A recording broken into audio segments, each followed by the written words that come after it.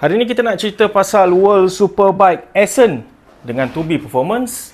Aku nerd, rider yang sangat obses dengan racing motor. Sistem penalti flow rate yang World Superbike perkenalkan untuk cuba balancekan performance antara pengeluar. Aku ingat kan sebenarnya reset setiap tahun, tapi rupanya dia bersambung. Sebagai contohnya, BMW dan juga Ducati pada akhir musim lepas, diorang punya flow rate petrol ialah pada 45 kg sejam. Kadar flow rate ni diorang akan evaluate setiap 2 race. Jadi pada musim ni, pada round di Essen, selepas 2 round di Phillip Island dan juga Portimao, diorang buat keputusan Ducati dan Bimota layak untuk menerima penalti lagi. Jadi kedudukan sekarang ni, flow rate minyak Ducati yang paling rendah sekali pada 44.5 kg sejam. Kemudian kedua terendah ialah BMW pada 45 kg sejam, sama macam tahun lepas, tak kena lagi penalti tahun ni sebab poin diorang tak cukup banyak. Dan Bimota yang terbaru sekali sekarang ni 45.5 kg sejam. Kalau pada tahun lepas Bulega cakap tak ada beza sangat flow rate ni, tapi sejak dia punya angka cecah 44.5 kg sejam ni, dia kata dah ada rasa dah beza dia. Ada pertengahan dan juga RPM rendah, motor tu rasa macam berat sikit daripada sebelum ni. Itu cerita pasal flow rate. Kita cerita dulu pasal pace BMW dengan Oliveira dan juga Petrucci. Nampaknya inilah sebenarnya pace Oliveira pada World Superbike. Pada round yang lepas, kita nampak dia punya timing lebih laju sikit daripada Toprak, ataupun boleh kita katakan sebagai sama level. Tapi itu ialah di track Portimao, Portugal, tempat kelahiran dan juga kampung halaman Oliveira sendiri. Macam yang kita tahu, semua rider ada advantage sikit bila race dekat kampung halaman diorang sendiri. Tapi bila pergi ke track lain macam Essen dan juga Phillip Island, kita tengok Oliveira struggle untuk cuba match dengan performance Ducati. Petrucci pun pada setengah stage lebih tinggi sikit kedudukan dia daripada Oliveira, tapi sama juga. Secara overallnya jauh lagi untuk cuba cabar Ducati. Dia berada pada pack pertengahan je. Dan bila kita cerita pasal pack pertengahan ni pula, dia menjadi rebutan antara banyak pengeluar. Yamaha, Bimota dan juga Kawasaki sekali bersama BMW dalam grup tengah. Tapi dekat middle pack ni, Bimota yang macam ada advantage lebih sikit. Kita tengok kedua-dua Alex Lowes dan juga Axel Bassani, kita boleh tengok dia punya kedudukan rapat dan ada advantage berbanding dengan jentera-jentera yang berada dalam grup ni. Grup tengah ni selalunya akan lead oleh Bimota dan kemudiannya diikuti oleh Yamaha, BMW dan juga pasukan-pasukan satelit Ducati. Jadi dekat sini sebenarnya kita ada satu sebab untuk hargai talent seorang Toprak Razgatlioglu. Ada dua pengeluar yang kita tengok berubah nasibnya 100%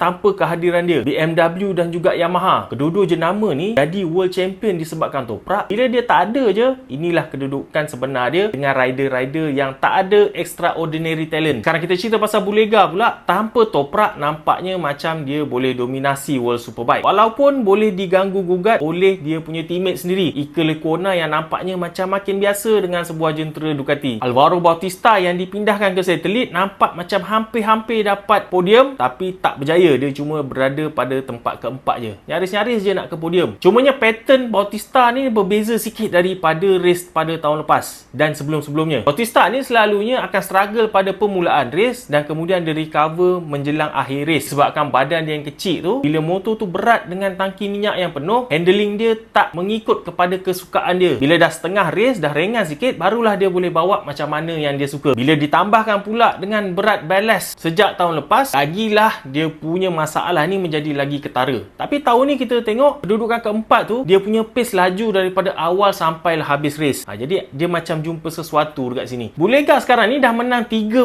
race berturut-turut, bersambung daripada akhir musim 2025. Angka 13 race berturut-turut ni dah sama sebiji macam Toprak. Kalau dia menang satu lagi race pada race terusnya di Benetton Park nanti, dia potong rekod Toprak. Nampak serasi dengan Ducati dan performance dia pun baik. Malah dijanjikan pergi ke MotoGP oleh Ducati, cuma tak pasti bila. Kita dengar pula rumours yang Aprilia macam nak ambil kesempatan atas dindong-dindongnya Ducati nak bagi ride MotoGP dekat Bulega ni untuk bagi dia dulu ride MotoGP. Jadi ini bagikan situasi yang susah untuk Ducati. Dia mungkin dah ada rider yang cukup dalam grid MotoGP sekarang ni. Mungkin dia nak delaykan sikit perpindahan Bulega pergi ke MotoGP, suruh dia conquer World Superbike dulu sementara Toprak tak ada ni. Tapi Aprilia pula ada offer yang baik baik macam ni. Kalau lah Bulega terima offer daripada Aprilia ni, putih matalah Ducati kehilangan seorang lagi talent. Honda secara rasminya kita boleh masukkan ke dalam kelab mandi bunga. Jake Dixon masih lagi belum pulih daripada kecederaan daripada test di Phillip Island dan masih lagi digantikan oleh Jonathan Rea. Jonathan Rea pula bila dia dah bertukar role jadi test rider ni, dia punya pace pun nampak macam satu level je dengan test rider. Tak dapatlah dia nak bawa jentera tu lebih kompetitif dekat depan. Katanya pasal masalah tayar. Yang melayakkan pasukan Honda ni masuk ke kelab mandi bunga ialah Somkiat Chantra yang tak habis-habis crash. Hari tu dia dah crash, terpaksa rehat. Lepas tu dia dah kembali, dia crash lagi dekat free practice 3 dan tak boleh masuk race. Jadi kalau macam ni lah performance Somkiat Chantra, dah lah tak berapa nak laju sangat. Lepas tu asyik aja crash, nampak macam dia punya masa depan dalam World Superbike ni pun nampak gelap juga. Dalam kelas Super Sport ZX Moto yang aku boleh jamin lah semua orang tunggu macam mana keputusan diorang dekat race kali ni, malangnya tak dapat podium kali ni, tak sambung diorang punya performance sampai 2 kali win dekat Portimao hari tu. Tapi keadaan ni selari dengan feedback daripada Valentin Debis tentang jentera ZX Moto 820 RRR ni. Dia kata jentera ni memang lebih senang dikendalikan dekat corner tapi tak cukup power dekat straight. Essen ni pula walaupun banyak corner dan tak ada straight yang betul-betul lurus, tapi corner dia semuanya labuh-labuh, high speed. Jadi kita boleh tengoklah kenapa Valentin Debis struggle sikit dekat sini berbanding dengan dekat Portugal. Tapi macam mana pun dia fight dalam grup depan. Race 1 sebenarnya dia berada pada kedudukan ketiga, tapi sebab dia terkeluar daripada track, langgar kawasan hijau, dia kena penalty drop 1 position, tak dapatlah podium. Secara overallnya untuk sebuah jentera Cina dan baru pula masuk dalam race, sangatlah okey. Cuma beritanya yang masuk dekat Malaysia nanti pada bulan 5 bukannya jentera 820 RRR ni, tapi